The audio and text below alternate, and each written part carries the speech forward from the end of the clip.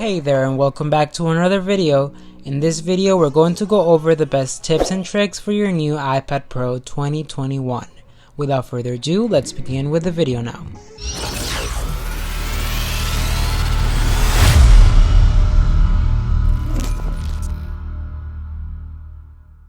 So first up, we're going to have the new updated Clips app. Basically, you're just going to get into this app that has the blue camera and the white background. Then right here, you're going to see a little star that we're going to select, and it's going to open up a few amounts of options that you can use on your videos, such as the emoji phase. You can also do filters and effects that make your videos more unique. And on the second spot, we're going to have how to connect your PS4 controller. First, you're going to make sure that the Bluetooth is on your iPad, and then you're going to go all the way to your remote and press the turn on button and the option button at the same time for a few seconds until the LED goes white. Then go to your Bluetooth on your iPad and you're going to find the name right here. A pink light on your remote will appear to let you know that it is connected. On the third spot, we're going to have the special characters on notes. So before, we would have to long press on those keys in order to get the special characters, but now you just have to click and swipe down on notes for the special characters, as you can see that I'm doing right now. On the fourth place, we're going to have gestures, and basically if you want to exit an app, you just have to pinch with your 5 fingers and that will take you straight to your home screen, and while swiping down with 3 fingers can get you to the search bar. Next up, charge your device. For this one in particular, you're just going to need the charging cable and plug it in the side of the iPad to charge any device as long as it has the Type-C cable. You can also organize your widgets by just pressing down on the clock widget, then on the plus sign, and this way you can customize it to function how it works best for you. There's a ton of options that you can customize it with. And also you can add apps on the dock by simply long pressing any app that you want to use and slide down to the dock, and the app is going to be added to your dock. You can also jump between apps by simply swiping side to side from the bottom. Also, you can move multiple apps at the same time from your home screen by just long pressing in one icon, and once you see the apps shaking or moving, you can tap the other apps that you need, and this way is going to be so much easier and faster. You can also organize them, and if your apps is sprawled all over the multiple home screens, you can organize them into folders. This way you can find what you want faster. You can even drag folders to your dock for fast access to favorites. For example, we're going to have this folder right here with 2 apps. That way it makes it easier to find them instead of just going through the iPad. In order to make a folder, you just have to long press on an icon and tap on the edit home screen, and then drag it over to another app. Let go and you're going to see your folder. Next trick is going to be called See What's Running. So you just have to swipe up from the dock and you're going to see all your recent apps with large thumbnails to make it easier to identify them. You can close an app from there by swiping upwards, and you can switch by just tapping on it.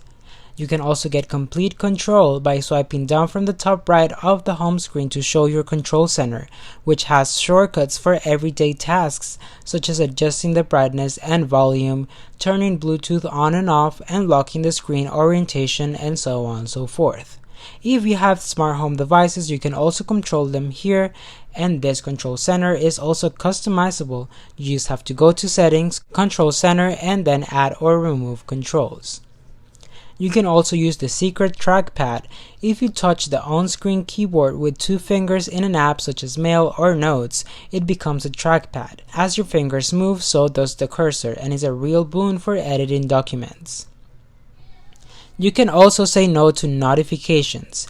It seems like every app wants you to enable notifications, and some of them take advantage of your trust by blasting you with unwanted ads. You can silence them by going onto settings.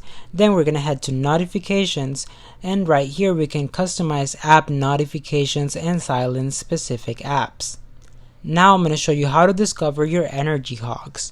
If you go to settings and then we go to battery, we can discover the health of the iPad's battery and which apps are doing the most draining.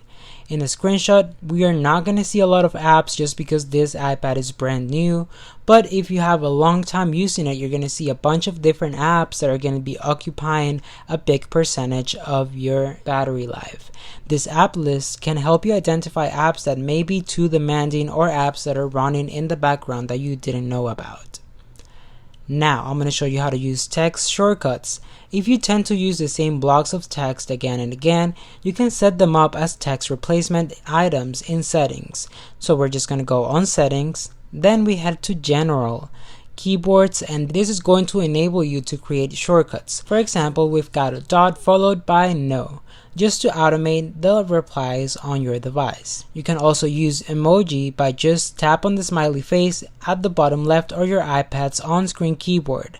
You can return to normal by just going to ABC. If you don't have this smiley face right here, you can simply just go to settings, head to general, keyboards, and add new keyboard, and right here you're going to select emoji from the list. You can also make the keyboard float around the whole screen. The default iPad keyboard takes a lot of room, especially in landscape mode. So if you'd rather make it smaller, you can just press and hold on the keyboard icon at the lower left of the keyboard and then slide your finger over float. The keyboard now becomes much smaller and you can reposition it by dragging its bottom edge. Pinch out with 2 fingers to return it to its normal size. You can also take a screenshot, and this is going to work on your iPhone as well by simply pressing the power button and the volume up button. And you want to do this at the same time until you hear a click. The screenshot is going to be automatically added to your photo library, but a thumbnail appears on the screen for a moment. You can tap that and either save it or share it. And right here, if you decide to tap on your screenshot, you can just edit it by writing stuff. You can also sign and do a lot of things to customize your screenshot. You can also see 2 apps at once. Slide over enables you to quickly use another app without leaving the current one.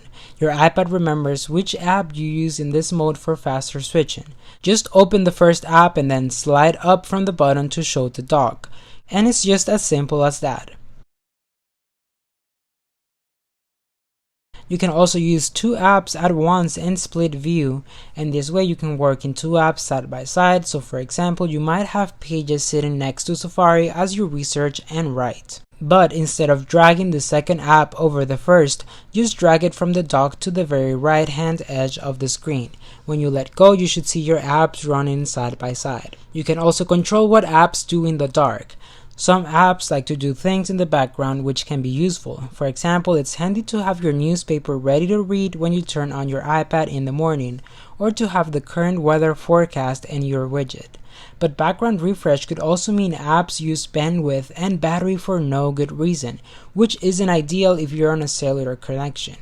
And as ever, Facebook tends to demand more resources than it really needs.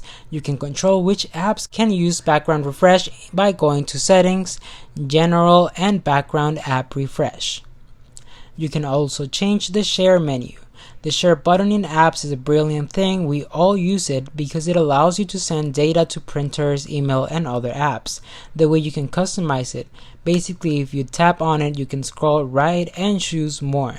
You will see which features can be turned on or off, one of your favorites, and this way you can select the fastest and easiest option for you to use. Alright everyone, so that's it for today's video. If you got some valuable information out of it, please don't forget to give it a like and also leave a comment down below on what you think. Subscribe and hit the bell to receive notifications every time we post a new video, and as always, I'll be seeing you in the next one.